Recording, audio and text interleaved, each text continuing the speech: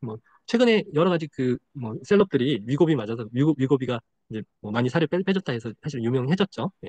실제로 많이 빠지는 것 같아요. 근데 뭐 최소 비용이 뭐 하여튼 뭐 100만 원 뭐 이 정도 되는 거, 70만 원, 100만 원 이 정도 되는 것 같은데 한 달에 한 번 맞고 끝나는 약은 아닙니다. 그러니까 이제 그것들이 이분이 뭐 자기 개발 그리고 자기 절제 약한 사람들인가요? 잘 못하는 사람들인가요? 그렇지 않죠. 그러니까 자기 절제 내지는 자기 관리의 대명사입니다. 근데 살 관리는 안 됩니다. 어렵습니다. 그러니까 아무리 이 유명인이고 그리고 자기 관리에 특출난 사람이라고 하더라도 사실은 어렵다는 겁니다. 살 관리. 그게 왜 어려울까요?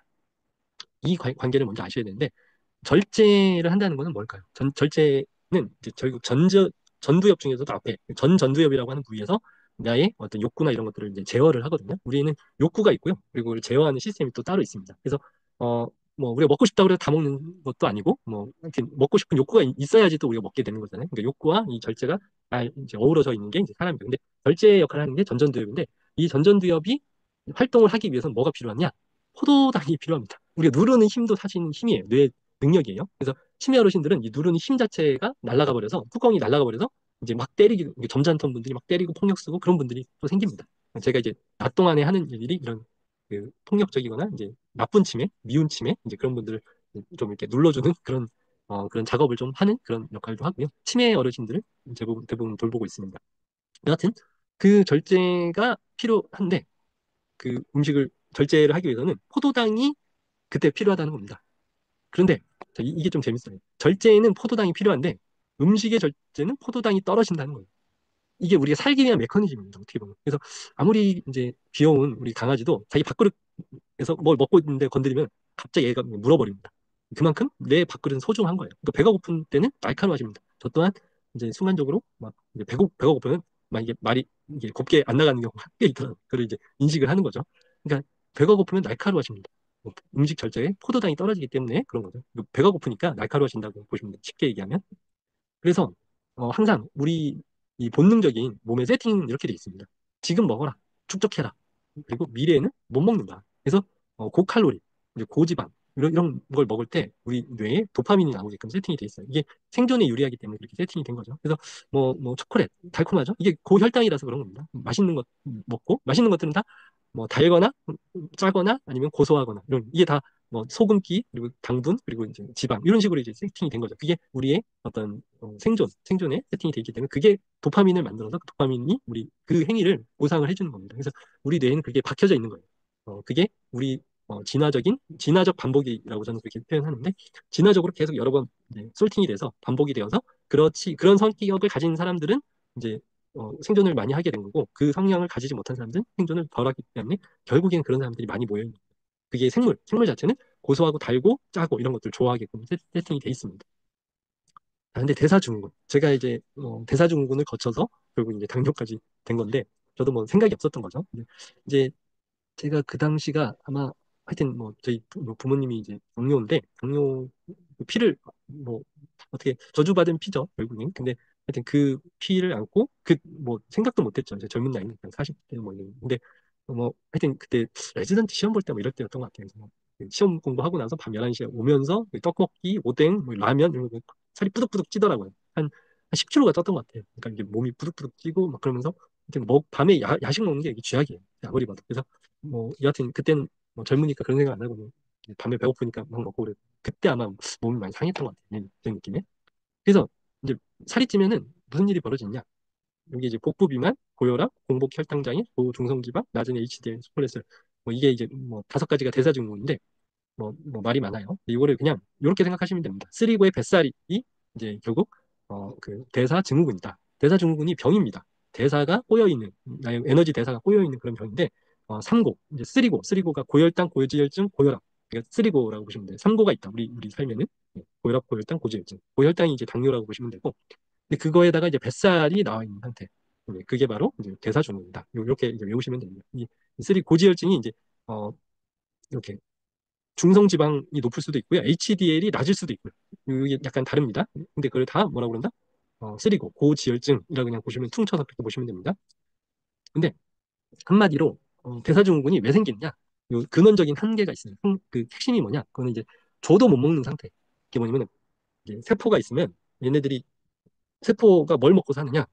우리는 밥을 먹고 우리가 뭐 고기를 먹는다고 생각을 하지만 우리는 왜 그걸 먹느냐? 그게 잘게 쪼개져서 결국에는 에너지, 그 세포 하나하나에 에너지를 주기 위해서 우리가 음식을 먹는 거거든요. 근데 그게 결국엔 그게 포도당의 형태로 이 세포들이 먹게 됩니다. 그래서 우리 몸의 피에는 적당한 수준의 포도당이 계속 흘러가고 있어야 돼요. 이게 적당량의 포도당이 있어야 됩니다. 근데 그게 바로 포도당이 이제 가장 중요하게 우리 에너지 소스이기 때문에 그런 거예요. 근데 에너지 대사가, 그러니까 대사 증후군 뭐냐? 포도당이 많아도 이걸 잘 못 먹는 상태가 됩니다. 그게 왜 그러느냐? 인슐린 저항성이라는 게 이게 핵심이에요. 이게 핵심이에요. 그래서 이게 무슨 소리냐? 인슐린의 역할을 먼저 보시면은 이게 이제 글루코스, 이게 당이에요. 이제 포도당인데 이 포도당이 이 세포의 이제 에너지원이라고 그랬죠. 이제 쓰여야 돼요. 그래서 이게 이렇게 땡겨오는데 이게 땡겨올 때 뭐가 있어야 되냐? 키가 또 하나 있어야 됩니다. 그 키가 뭐냐? 이게 인슐린이라고 하는 키가 작동을 해야 이게 문이 열리는 거예요. 그래서 이 포도당이 들어오기 위해서 이 키가 인슐린이 잘 작동을 해야 되는데 인슐린 저항성이라는 건 뭐냐면은 이 키가 잘 작동을 못 하는 겁니다. 그래서 인슐린이 아무리 많아도 이 키가 잘 안 먹는 거예요. 그래서 그러면 이제 당이 높아지는 거죠. 피에는 당이 많아도 세포는 굶고 있는 상태. 저도 못 먹는 상태. 세포가 아무리 당이 많아도 아무리 당을 줘도 이 세포들이 당을 못 먹는 상태. 그게 바로 인슐린 저항성이고 그게 조금 더 심해지면 당뇨라고 하는 상태까지 가게 되는 겁니다. 그래서 당뇨는 당의 그 요에 오줌에 이제 당이 있는 것처럼 이제 하는 건데 더 정확한 말은 고혈당 고혈당 증상. 그러니까 혈액에 혈당이 많은 상태. 근데 그건 또 왜 그러는 거냐?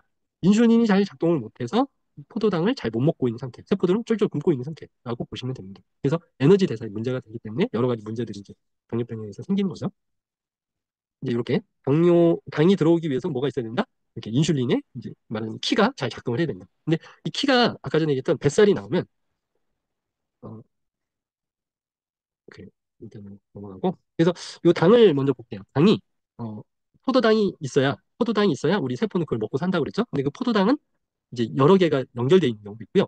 뭐 사슬처럼 이렇게 연결되어 있는 경우가 있습니다. 그래서 이제 우리가 밥을 먹으면 또는 뭐 정제 그런 탄수화물, 뭐 정제된 뭐 복합 탄수화물을 먹으면 이게 결국엔 잘리고 잘려서 요 포도당 하나 상태로 피에 돌아다니면서 내가 그 세포에서 이 포도당을 먹게 되는 이런 상태가 되는 겁니다. 이게 이제 마지막 폼이라고 보시면 돼요. 그래서 이렇게 연결 이렇게 돼 있는 거예요. 근데 다시 후에 살이 찌는 과정을 보면은 음식을 먹으면 포도당이 근육이나 간에 글라이코겐 형태로 저장된다. 그러니까 요게 글라이코겐이 뭐냐면요.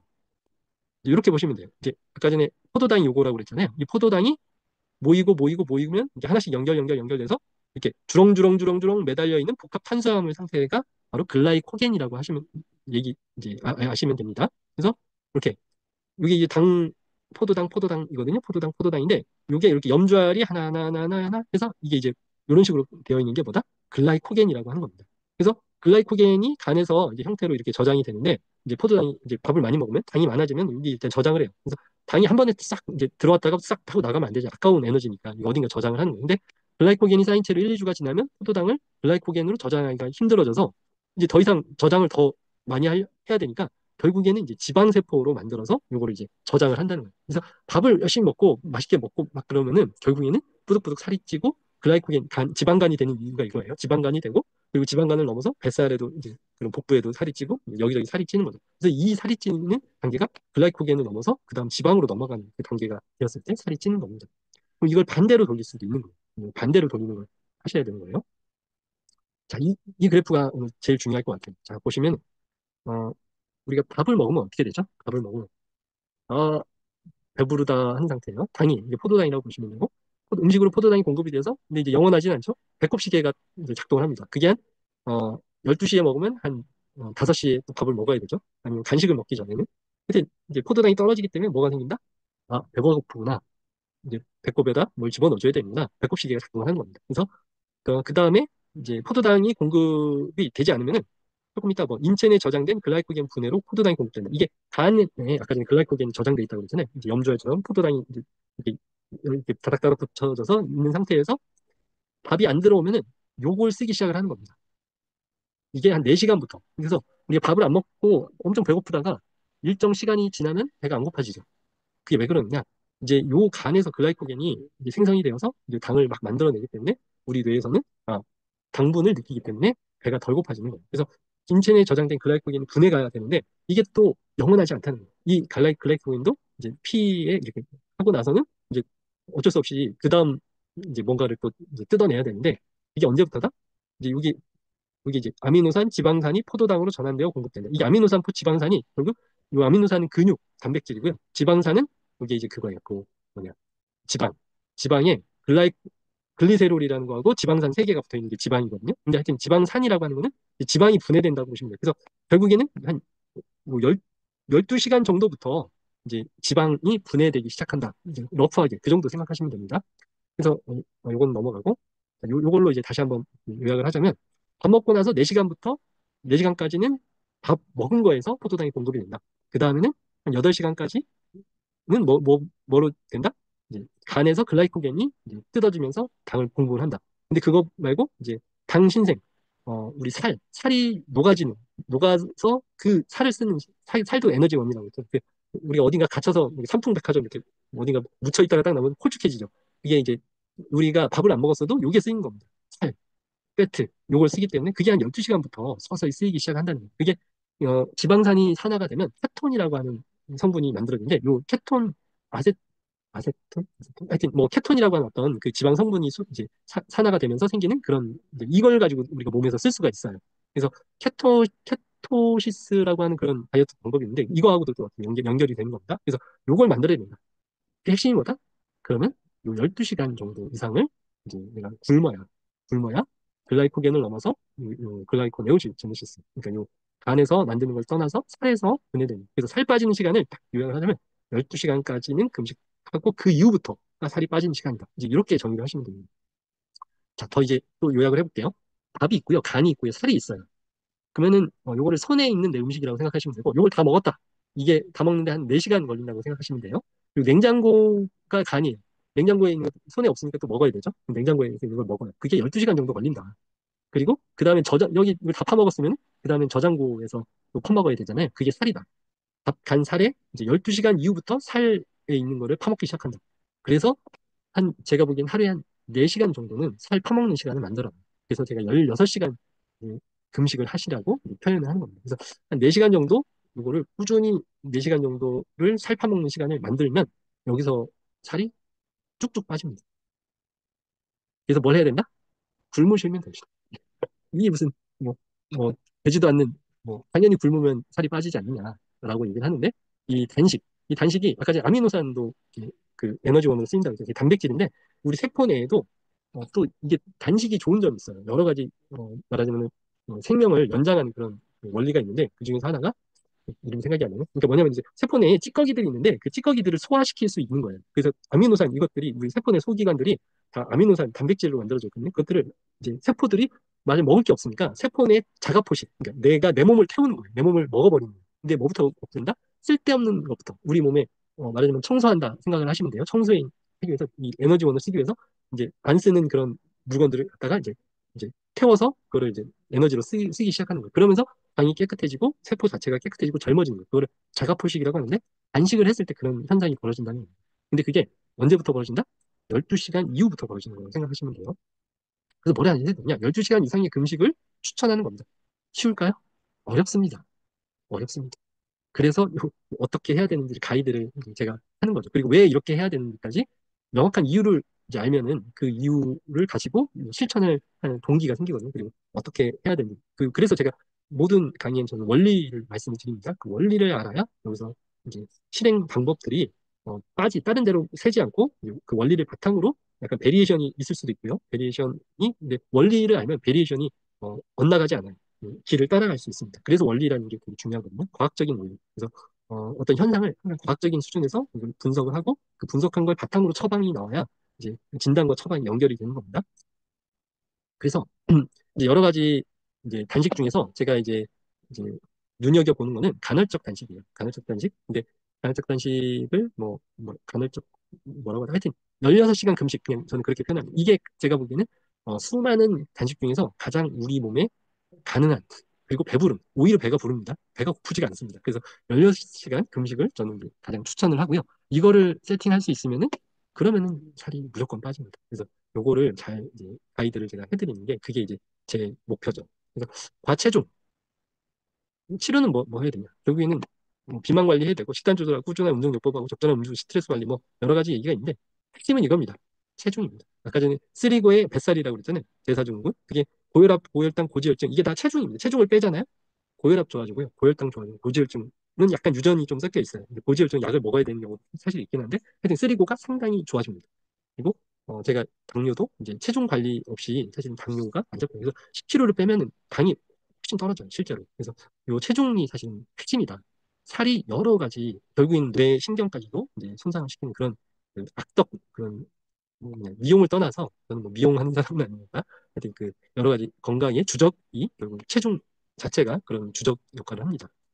근데 관리를 하다 보면은 요요가 옵니다. 요요. 요요가 저희 와이프도 보면은 막 엄청 그 아줌마들 사이에 갑자기 뭐 운동복이 불어가지고 뭐 어디 가서 뭐 뒤에다가 막 쌍욕을 해주는 데가 있더라고요. 돈 내면서 그 욕을 받아요. 그냥 그거 안 먹으면은 그 욕을 뒤에 안 박으면은 몸이 안 움직이는 거예요. 옆에서 막 고라고라 막 욕 비슷하게 욕이에요. 그냥 비슷한 것도 아니고 똑바로 막 이제 웬만한 군대에서 하는 수준으로 욕을 박아주면은 그 몸이 움직이니까 그걸 돈 내고 그걸 하더라고요. 그래서 잠시 이제 뭐 한 달 동안 한 10kg 쫙 뺐다가 이제 다시 이제 그걸 안 하고 이제 잠시 나갔다가 다시 또 한 15kg 쪄요. 그 다음에 다시 또 욕 먹으러 돈 내서 그 돌리고 있는 그런 업체라고 해야 되나 그런 데도 있더라고요 보니까. 그래서 야 저렇게 욕을 바가지로 먹으면서 살 빼서 다시 또 먹고 그리고 또 뭐 거기서 맨날 체중을 재니까 또 땀 한 방울 한 방울 또 다 빼야 되니까 또 사우나를 또 가기 전에 그래서 사우나비에 하여튼 엄청 거기 뭐 운동 비용 뭐 하여튼 여러 가지 비용이 엄청난데 근데 결국엔 요요에 빠져서 계속 그 수레를 계속 돌고 있는 거예요. 그래서 아 이게 요요 결국엔 요요다. 모든 것에 요요가 따라온다. 라는 걸 이제 저도 느끼고 있었지만 이제 다른 분들 많이 보면 루비스 이런 거 다 요요입니다. 예. 통 속에 들어가서 편하게 뺐죠. 연예인들 많이 주비스에서 사인하고 그다음에 잘 빼겠습니다 했는데 못 빼, 그걸로 그다음에 관리하지 못하면 결국 요요입니다. 어쩔 수 없습니다. 그러니까 결국엔 뭐가 들어가야 되냐? 세팅이 들어가야 됩니다. 내 습관 세팅, 내 어떤 루틴의 세팅이 들어가지 않고서는 이 요요의 왜 우리는 절제에는 포도당이 필요하고 포도당이 떨어지면 절제가 떨어지기 때문에 우리 먹기 위해 사는 거예요. 살기 위해 먹고. 그래서 요요가 옵니다.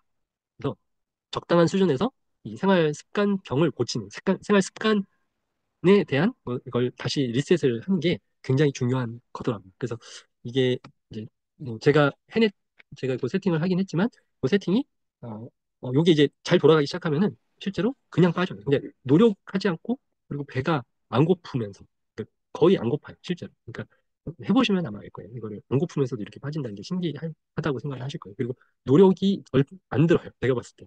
물론 들죠. 이제 세팅할 때까지인데 세팅이 돌아가기 시작하면 안 된다. 그래서 제가 생활 세팅하는 그 내용들을 이제 결국에는 이게 들어가야 되다. 습관과 동기와 목표와 그래서 이제 제가 카톡방에 이제 여러분들 이제 데리고 실험을 한 거죠. 이 세팅 하셔라. 이 세팅이 중요하다. 안 하면 안 된다. 결국엔 못 한다. 그래서 이 모든 걸 다 해도 안 되는 게 살 빼기다. 근데 생활 습관 세팅하고 그리고 이거를 잘 세팅하면 그다음부터는 공짜다. 그 약간의 그 둔덕도 제 가장 낮게 만들어 놓은 거거든요. 꽤 높아요. 이제 다른 분들이 세팅해 놓은 건 제가 보기에는 좀 높은데 이걸 가장 낮게 그래서 사실 그걸 만든 그 세팅이 어렵지가 않아요. 제가 봤을 때. 그래서 그런 목표를 세팅해서 뭐 제 목표와 이제 플랜 이제 만드는 삼각고리 이제 제가 이제 그 습관 저번 주였나 저번 주였나 생활 습관 세팅 관련된 내용을 했었는데 결국 이 삼각고리를 잘 만들어야 됩니다. 그래서 이제 그 습관 세팅이나 그리고 이제 이런 원리나 그런 것들을 제가 가이드를 하면서 이제 실험을 이제 도와드렸었죠. 그래서 자극과 행동과 칭찬 요거 고리를 잘 돌려야 된다. 이게 없으면 안 된다. 그래서 이제 자꾸 단순하게 세팅을 해야 된다. 돈과 시간과 노력이 덜 들게끔 세팅을 해야 된다. 그래서 요게 이제 잘 돌아가게끔 세팅을 하는 거죠. 그 목표와 행동과 미세행동. 그래서 이 미세행동을 어떻게 찾을 것이냐.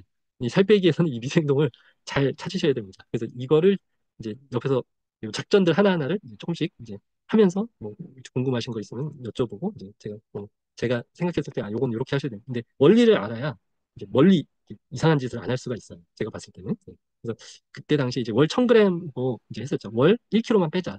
이게 오히려 요요가 없다. 근데 월 1000g은 쉬워요, 사실은. 금방 빠집니다. 2, 3kg까지는 금방 빠지시는 것 같고, 저번에는 이제 20일 이제 맛보기 프로그램을 했었는데, 그때도 한 2, 3kg 빠지신 분들이 많이 있으셨어요. 근데 그래서 한 6개월 만 그램으로 하는 프로그램을 이제 만들려고 했는데, 그것도 제가 뭐 이것저것 하는 게 많아서 너무 과한 것 같고, 이제 일단 요 정도 프로그램으로 해서 아마도 한번 6개월을 한번 쭉 가는 걸로 한번 이제 다시 뭐 세팅해서 또 도전하실 분은 한번 만들어 보려고 합니다. 제가 저번에 한다고 했는데 이제 많은 분들이 질문은 하시는데 다른 뭐 입시도 있고 그래가지고 정신이 없어서 세팅을 못 했는데 이번 주 정도로 해서 이제 한번 공지를 하려고 합니다. 공복을 만들어야 된다는 거예요. 근데 그 어떤 공복? 12시간 이상의 공복이 필요하다.